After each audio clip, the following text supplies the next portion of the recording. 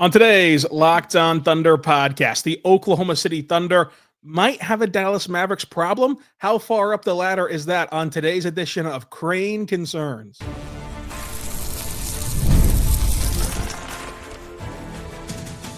You are Locked On Thunder, your daily Oklahoma City Thunder podcast, part of the Locked On Podcast Network, your team every day. Let's get it going on the Locked On Thunder podcast, on the Locked On Podcast Network, your team every day. I am your host, media member, and beat writer for Thunder on SI, Rylan Stiles. Follow me on Twitter at Rylan_Stiles. Follow the show on Twitter at LOThunderPod. Email the show at LOThunderPod@gmail.com. On today's show, brought to you by our good friends over at Game Time. Go download the Game Time app, create your account, and use code LOCKEDONNBA for $20 off your first purchase. We're joined by Nick Crain at CraneNBA on Twitter, Uncontested Podcast, and the publisher of Thunder on SI, to discuss our weekly segment, Crain Concern, and this topic seems to be a given on a week like this. But Nick, how you doing today? I'm good. I'm blessed to be podcasting with the GOAT once again. I'm glad we're doing this more regularly now. Although it's not on our standard day, we made up for it. We're rescheduled, and we're back. Yeah, you can blame Adam Silver for that one. We need to stop having Thursday times. That way we can get Friday Crain Concerns. But any day that we post Crain Concerns is a good day. But typically you will see this on, and you can win on concerns by dropping the YouTube on Twitter, because all it is whatever you are concerned about, we will react to and tell you if you should or shouldn't be concerned. And this one was very easy to pick from. About 20 people individually sent in for Crain Concern specifically. Do the Oklahoma City Thunder have a Dallas Mavericks problem come postseason time? The answer to me is yes, and it's not the answer that people probably want to hear. It is a topic that I've been pretty open about on social media, and people hate to hear it. But in sports, matchups are everything, and I think that just because one team's record is A and another team's record is B, albeit the Mavericks record is much lower because they've missed guys like Luka Doncic. Regardless, even if the Mavs had this record and were fully healthy, matchups, everything, that's all sports, not just the NBA. And I think there's also this element of swagger and this element of like the Mavericks. When I say the Mavericks own the Thunder, I'm not talking in like the way that we see on Twitter with like Twitter trolls, but that there's an element of in life and in sports, if you have beat somebody on a big stage, you believe you are better than them. And there you have this confidence and this ability to go into an arena and play very, very well. And like, let's call it out now. The best example of that's PJ Washington. Obviously a great player. He is not as great of a player against teams not named the Oklahoma City Thunder, but there's something about the Thunder. He feels comfortable. There's a matchup thing. On the flip side, you've got Jalen Williams, which is maybe the bigger concern when he plays the Mavericks, although he got hot in the second half the other night when both you and I were there, Rylan. There's something about PJ plays better against the Thunder. J-Dub has not been as good against the Mavericks. And when you put these teams on paper, while the talent level is fairly similar, they're not built the same way. The way they win games is not the same. But if you're going to go up head to head, these two teams, and you're going to get a PJ Washington masterclass and a Jalen Williams down game, in all likelihood, the Mavs are going to have a really good chance of beating you. And that's just the reality. And I'm not saying it's a 10 on the concern meter, because I think the Thunder are a better team. And if they play them in the playoffs again, they will win, in my opinion. But they're no slouch. And a matchup-based playoff series, it's a little scary. Yeah, I mean, you look at this matchup, and I think it is a very high priority, very high concern for Oklahoma City. And that's not to say that the Thunder and that Dallas away with the series. I just don't believe that you should put any stock in the regular season. You shouldn't put stock in the Thunder losing to Dallas on Friday. You shouldn't put stock in that game had the Thunder won that game. And then the same thing would be true here on Thursday whenever they play again in Oklahoma City. The Thunder, as we saw against Cleveland, like they lost Cleveland, they won in Oklahoma City. They'll probably win Thursday for all we know. and it still won't mean anything. None of this will matter until these two teams are fully healthy, and we won't see these two teams fully healthy until a possible playoff series. And at that time, I believe the Thunder see their biggest threat in Dallas. And I don't care where Dallas ranks, if they're a play-in team or not. You can call it an indictment on the rest of the West, even, of the fact that the 2 and 3 seed right now comfortably is Houston and Memphis, and I would still have Dallas as a more threatening, imposing team on the Thunder. Agreed. But also not a cause to freak out down there. Like for example, I was on Down the Dunk this week, and Andrew said that the Thunder would smoke Dallas, and to me, like, smoking a team is like sweeping them or gentlemen sweeping them. I would pick the Thunder to win right now, and I'd pick the Thunder to win in April, and I'll pick the Thunder to win in May. I think the Thunder are going to win this series. I also think this is the most difficult series, and it will be a 6-7 game series. And when you get to a 6 and 7 game point, anything can happen, especially if they have Luka on that side. Whereas you look at the West, find me the other teams, and we're going to do this on the next segment. Find me the other teams who can push this Thunder team to 6 games even, much less push them to 7. And then by nature of that dwindling list, you then find out that Dallas is at the top, because you hit the nail on the head. They have Luka, who is worth 2 games by himself. He's so good. He will get you half of what you need to win a playoff series by himself. Yep. They have Kyrie, which Thunder do a good job of limiting Kyrie in these.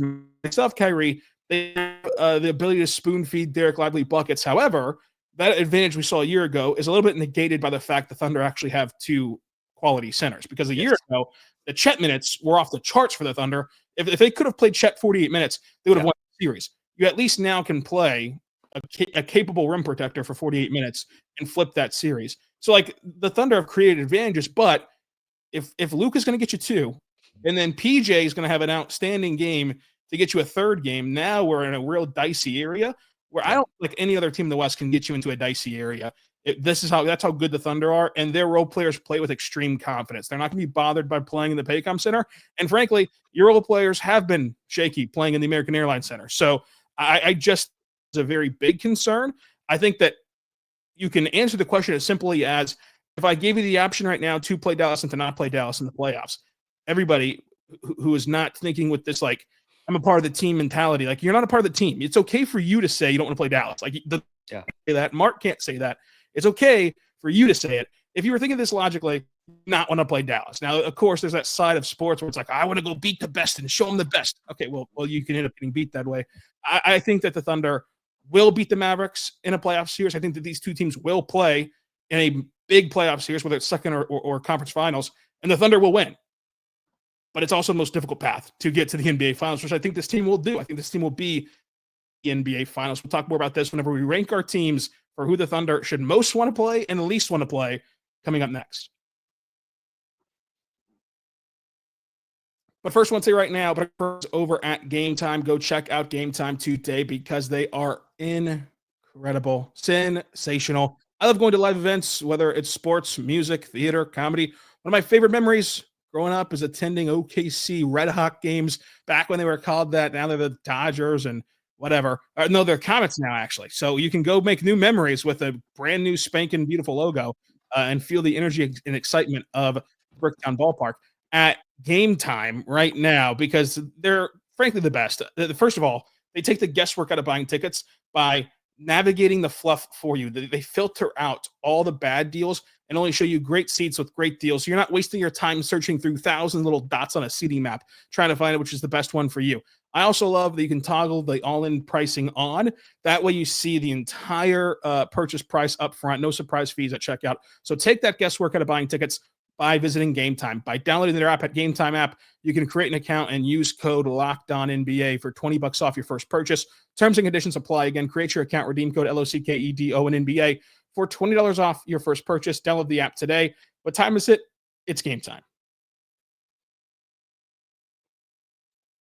We're back on the Locked On Thunder podcast, on the Locked On Podcast Network, your teams every day. I'm Rylan Stiles, host of Locked On Thunder and beat writer for Thunder on SI. That's Nick Crain, at Crain NBA, publisher at Thunder on SI, and the main attraction for the uncontested, although that Jacob and those guys obviously up there. Best looking Thunder, probably, uncontested. What your top 5 let's spin it out. The fan base we've already pissed off. So let's unpiss them off. Who are the 5 teams that you think the Thunder will just roll over? I mean, like it's a 4-5 series. So you want to start from the bottom. Yeah, the 5 teams that you're just not even concerned about. And to be clear, for those at home, we're going to count, obviously, everybody in the top 10, but we're also going to count San Antonio, and we're going to count Golden State. They're 11 and 12. We're recording this. They have a chance to get in there. So of the 12 teams who realistically could make the playoffs, who are the 5 that you're just like, I think that this will look similar to New Orleans, where it's over quickly. Yeah.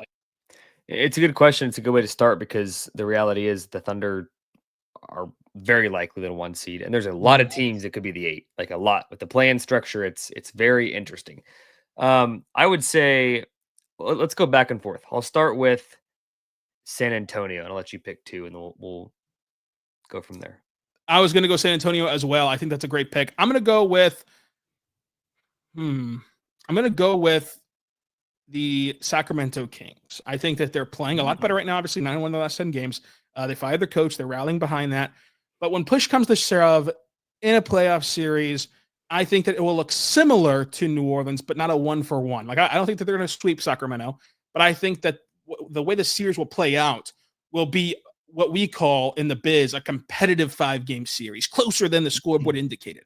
Like, the Thunder will have blowouts on the bookends of the series, but the Kings in game 2, whenever everybody buries them, they'll come back in and they'll make it a 2-point game if they either win or lose. They'll win 1 in Sacramento. Then the series is over. So like, I think that they'll take care of the Kings in 5, which is a pretty good measurement of easy. Since you were willing to not take the obvious next one, because I think there's an obvious one after San Antonio, but I'm gonna go a little hot here too, or hotter. I'm gonna go the Clippers. Even with Kawhi. Wow. Mostly because I don't believe Kawhi.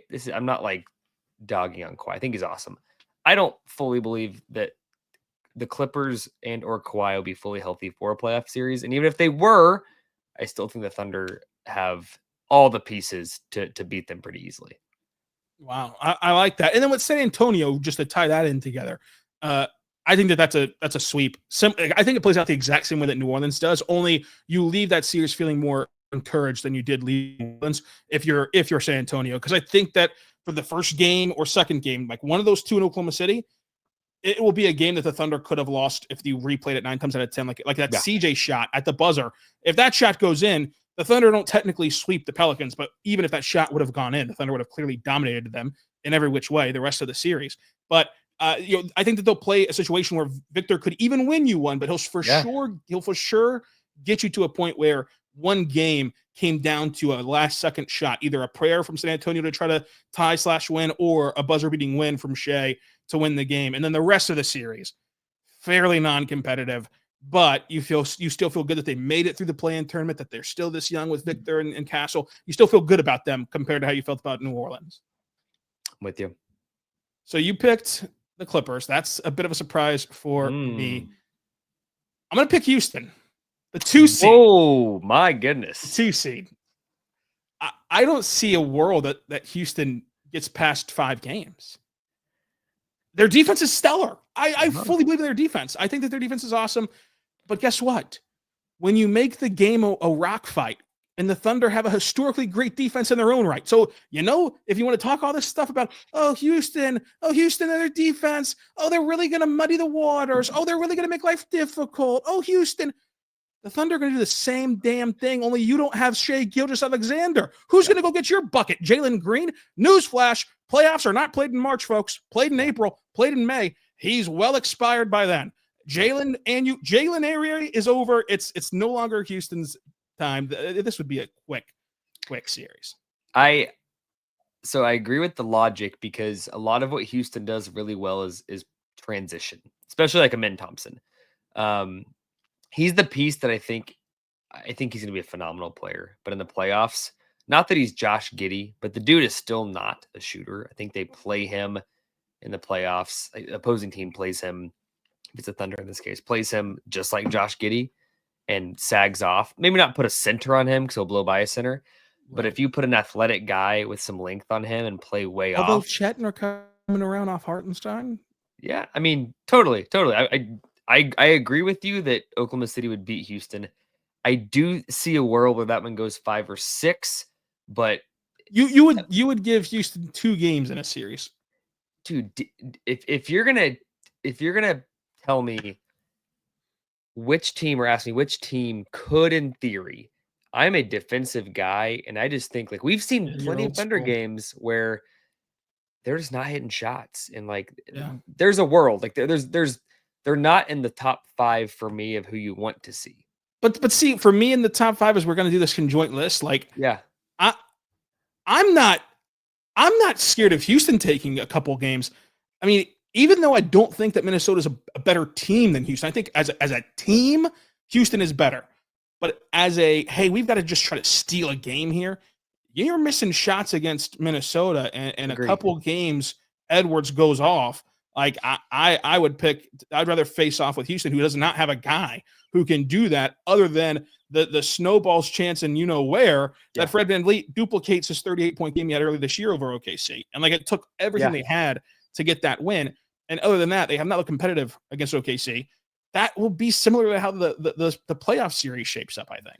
I'm with I am not sitting here saying You're not defending the Rockets. But I think that I think the Timberwolves are on the other list, where like the top 5 you don't want to see. Okay. So then who would you have gone over Houston? Golden State to me is just a train wreck. And they're a team I think will make some kind of move at the deadline. Yes, they have Steph Curry.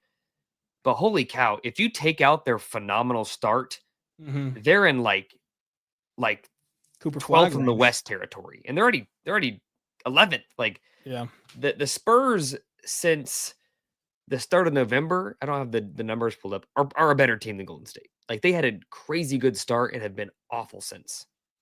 Yeah, I would have agreed with the Warriors. So far we have the Spurs, the Kings, the Rockets, and then you've given the Warriors as well. So that would make, let's see. Okay, so we got the Spurs. I had Clippers too. And you have the Clippers. Yes. So your list is Spurs, Clippers, Golden State. Yeah.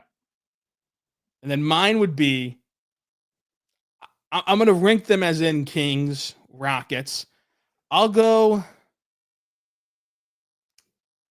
This is tough. I mean, I'm going to have to at this point go Phoenix, but I don't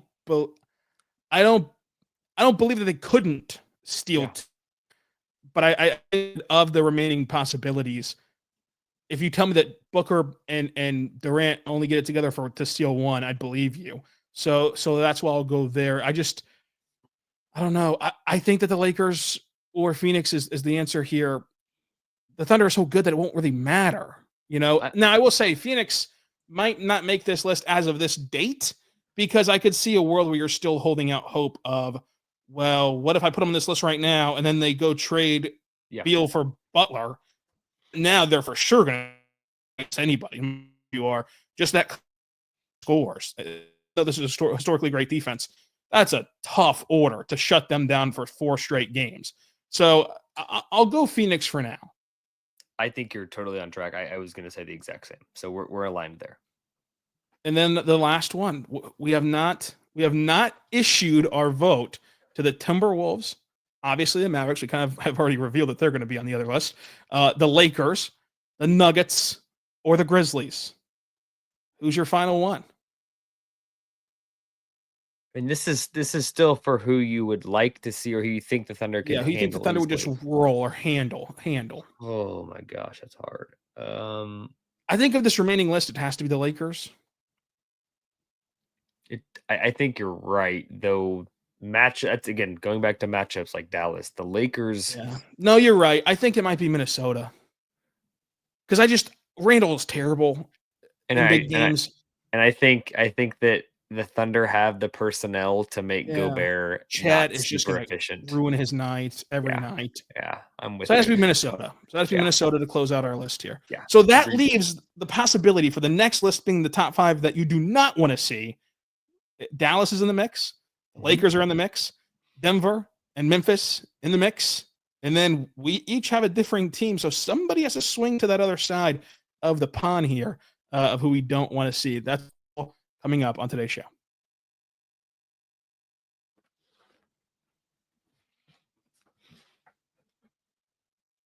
We're back on the Lockdown Thunder podcast, on the Lockdown Podcast Network, your teams every day. Thank you so much for making us your first listen every single morning, every single day. We're here for you, talking Thunder basketball. Nick Crain, let's go this time in order of number 1 to number 5. Who do you not want to see the Thunder play? And I want to preface this conversation because it was going to make a lot of you mad. Me personally, speaking for myself, I'm still picking the Thunder to go to the NBA Finals. I'll tell you that right now. Don't care the path. Don't care who they got to play. Don't care about any of it. And I really still feel that strongly about it, even if you only have one healthy center, which I think you're going to have 2. So the Thunder are going to make the NBA Finals, in my opinion. However, there's just trade-offs and all this stuff of who you think is harder to beat and who you think is easier to beat, even though you're still going to beat them. It's just like Boston, right? Boston last year, we all admit how they had this easy path to the finals. Guess what? They would have beat those other guys too. Like they were just the best team. And it's similar to Oklahoma City. No matter how the path goes, difficult or not, they're going to go to the finals just like Boston did a year ago. But Nick, the number 1 team the Thunder have to avoid in this context, meaning they have a chance to go 7 games at your number 1 spot. I agree with you on all the above. Can we both agree it's Dallas and go to number 2? We're both number 1. We're not going to draft this list. We're just going to give our own individual list. Number 1, Dallas. Boom. To me, frankly, and this might be a hot take, it certainly was on our NBA squad shows. I think that they're the only team who can push the Thunder 7th game. I don't really have faith in anybody else doing that on the rest of this list. Number 2, for me, and then I'll let you go, Denver. It's a star-driven league. It's a star-driven league, and they have the best player in the world. Yeah, and he is a proven playoff performer.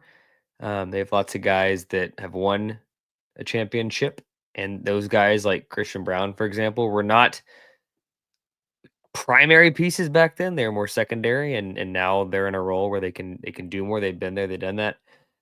They've seen the bright lights, even if they weren't in the bright lights all the time. And I think like this is probably cheating the system that we're going about here. I think Denver's the team that you got to worry about making the deadline move, just like Minnesota, making the deadline move that pushes them into that tier where they're not the Thunder. Because the Thunder, to be clear, there's probably not a trade that puts any team into the Thunder's tier.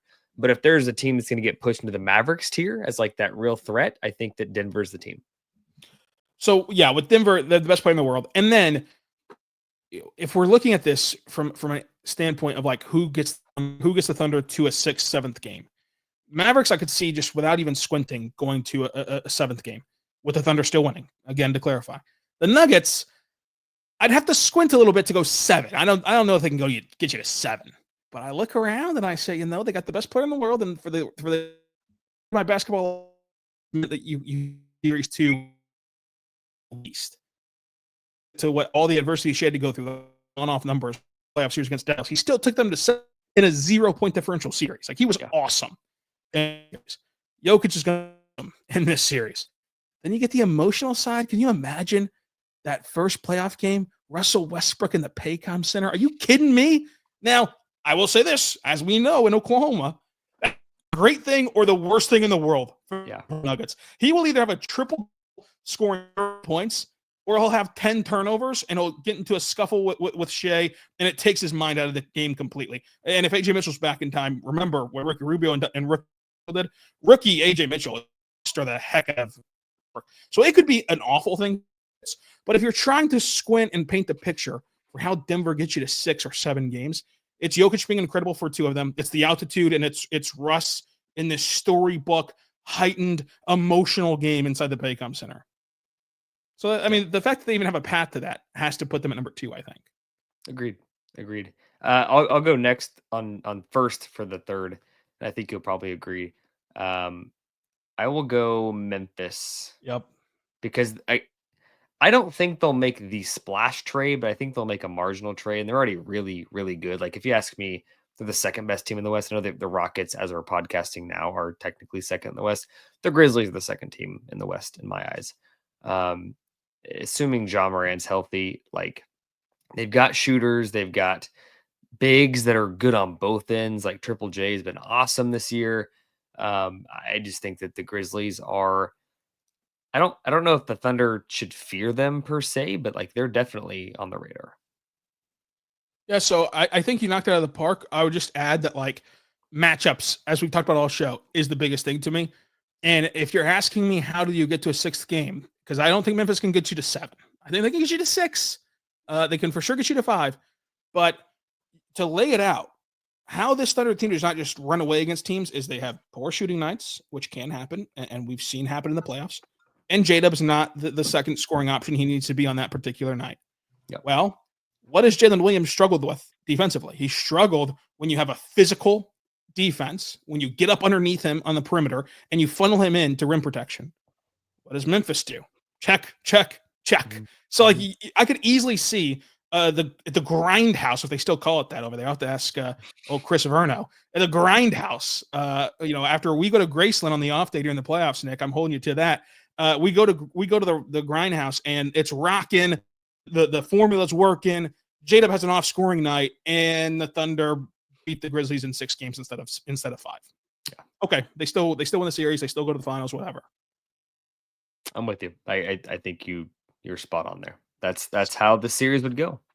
So we've gotten to 3 with Dallas, Denver, Memphis.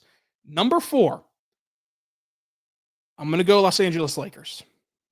I'm going to go Los Angeles Lakers because we've seen their length defensively gives the Thunder some trouble for 2 years now.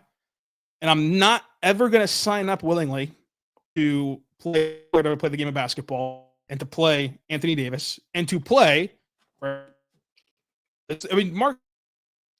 they get more than anybody in the NBA, especially in LA.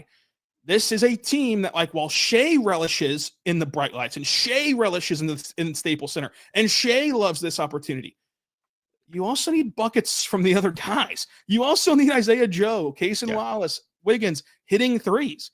If they're not up to that task, then the Lakers all of a sudden can make this a 5, 6, 7 game series. If you can get to 6 or 7, guess what a pretty big deciding factor is end of games and tight playoff games?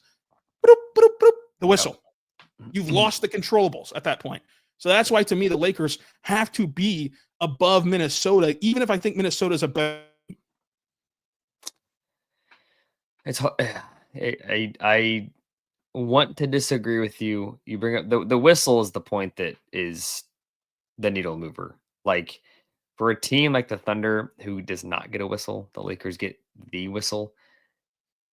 I mean, if you're getting a 15 free throw discrepancy on a few of those games, it doesn't matter if the 3 ball is falling or not, or if you're getting production from your stars or the complementary pieces. Like, that's like most playoff games are not blowouts. And if you're getting a 15-point free throw swing, and even if you shoot 75%, you're talking like 10 to 12 extra points. That's significant. So we saw them push Denver. I know they got, was it swept or gentlemen swept last year, but they pushed the Clippers, or I'm sorry, the Nuggets in that first round. Them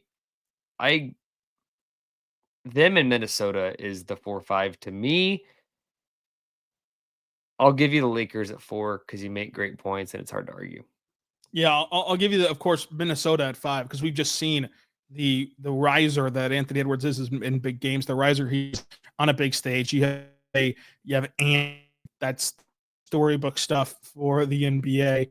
Division rivals, if you care about that. I mean, the Thunder are going to unveil the division banner day one of the playoffs like they did last year, and all of a sudden it could be against this. But yeah, I mean, at the end of the day, the reason that Minnesota is lower on this list, and they're kind of in that middle ground as we break up the conference, is that I hardly Chet Rudy Gobert in the playoffs and play more.